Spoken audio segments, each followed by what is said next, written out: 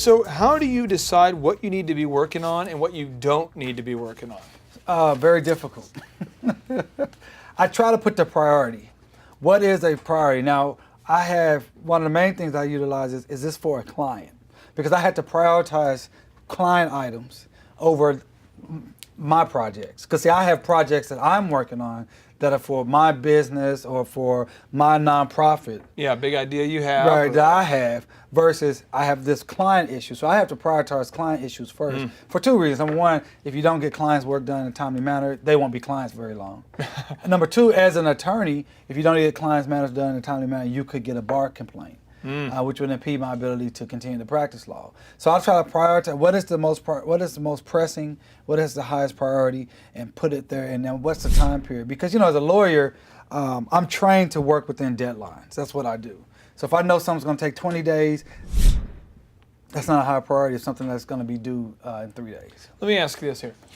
We all, I think, struggle to balance. We have our spirit, right? We have our mind. We have our body. Right. We have those relationships, those critical relationships. Right. And then we have finances. Right. Your phone does not stop ringing. No. We've been sitting here, I bet you get 20 calls, 20 texts. Too many. Yeah. How do you balance spirit, mind, body, relationships, finances? What is your method? Well, when I wake up in the morning, the first thing I try to connect with my God. I'm a Christian, and so that's how I try to balance the spirit aspect of it. My mind, I try to make sure I meditate. Try to do that once a day. It doesn't always happen. Yeah. But I know when it does happen, it really helps me. My body, I try to work out at least 3 times a week. I really like to work out 5 times a week, but at least 3 times a week. Relationships, which I value, and I place them at the top of the list. My wife is my best friend, and that's why I want to keep it. So, and I believe at the end of the day, in this life, it's all about relationships, having good relationships with people. In fact, I was talking to a friend today, a mentee of mine who, have you ever had a mentee who they got to a level that now you may be the mentee? Yeah, that's right. Yeah, where you mentored somebody, they get to a level, and now they're kind of helping you. Right. Yeah. So this is a guy that he's just a phenomenal young man. He's 24, and we get together once a week, and I was explaining that to him.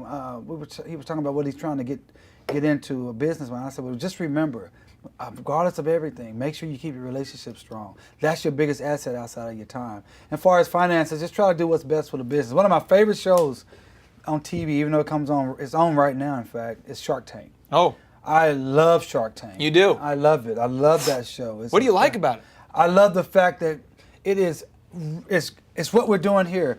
Hopefully, it's entertaining. It's entertaining and educational at the same time. You can learn about business watching that particular show. Those guys and the women on there are successful. I believe they're honest. They talk about business. But Robert Hokovac, I think is how you say his name. I hope I said your name correctly.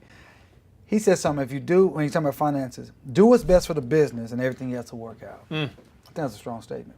So now you have the spirit, mind, body, relationships, finances. You're saying so it all just comes together. You try to balance that all. I try. I'm not successful. I hear you say it a lot, and I want to make sure I don't forget it. You're saying this is like a notable quotable here. You're saying the second most valuable thing outside of your time is your relationships? Absolutely.